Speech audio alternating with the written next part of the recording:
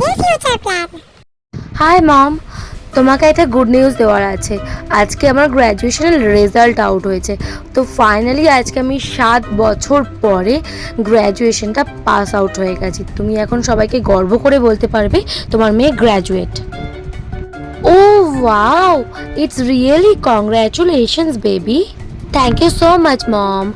তো মম, তোমার এখন কাউকে বলতে লজ্জা হবে না যে তোমার মেয়ে প্রত্যেক বছর ফেল করে, একই ক্লাসে পড়ছে, কবে থেকে কলেজে পড়াশোনা করছে, গ্র্যাজুয়েশনটা পাস আউট হচ্ছে না। তুমি এখন সবাইকে গর্বের সাথে বলতে পারবে তোমার মেয়ে 7টা বছর পরে গ্র্যাজুয়েশন পাস করে গেছে। You are right. তো তুমি এখন কি ডিসিশন নিচ্ছ? এবার তুমি কি করবে? তুমি কি তোমার ড্যাডের বিজনেস জয়েন করবে? তুমি ড্যাডের একমাত্র মেয়ে, তুমি ড্যাডের বিজনেস জয়েন করতেই পারো। অনেক কিছু শিখে যাবে, নলেজ হবে অনেক। হোয়াট? ড্যাডের business? You are so backdated mom. আমার কোনো ইন্টারেস্ট নেই ড্যাডের বিজনেসের প্রতি। আমি তো যাব ইউএসএতে। আমি ওখানেই যাব, আরেকটু পড়াশোনা করে নিজেকে সেটেল করবো ওখানে। অ্যাকচুয়ালি কি বলো তো, আমি তোমাদের থেকে এবারে সেপারেট থাকতে চাই। আর কতদিন একসাথে থাকবো? তো আমি এখন নিজেকে গোছাতে চাই, আমি আলাদা থাকতে চাই। আমি ইউএসএতে থাকবো, পড়াশোনা করব, চাকরি করব, আর পুরোপুরি সেপারেট থাকবো। আর বেশি দিন বাবা মার সাথে থাকাটা আমার কাছে ঠিক বলে মনে হয় না। ওকে, নো ইস্যু।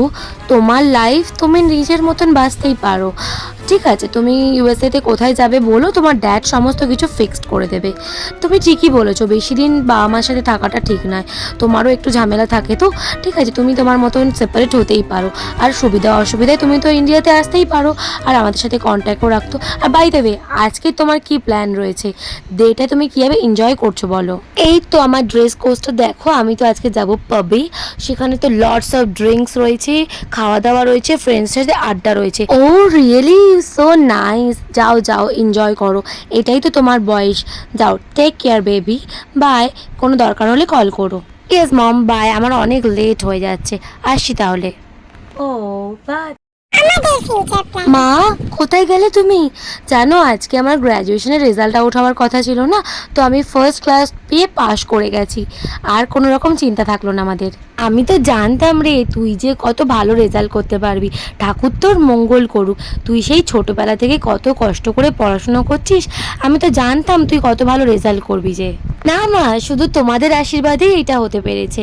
আমি যা কিছু হয়েছি শুধু তোমাদের আশীর্বাদেই হতে পেরেছি। তো তোমরা আশীর্বাদ না করলে তো আমি জীবনে এগোতেও পারতাম না, তাই না? নে, এবার তো গ্র্যাজুয়েশনটা কমপ্লিট হয়ে গেল। এবার একটা ছেলে দেখি, ভালো পাত্র দেখে বিয়েটা। একদমই না মা, আমি এত কষ্ট করে গ্র্যাজুয়েশন পাস করলাম, আর তুমি আমার বিয়ে দিতে চাইছো? আমি আরও পড়াশোনা করব মা, তোমাকে চিন্তা করতে হবে না। আমার চাকরির ব্যবস্থা আমি করে ফেলেছি, আর সাথে তো স্কলারশিপও রয়েছে। আমি ভালো করে পড়াশোনা করে আরও জীবনে দাঁড়াতে পারবো।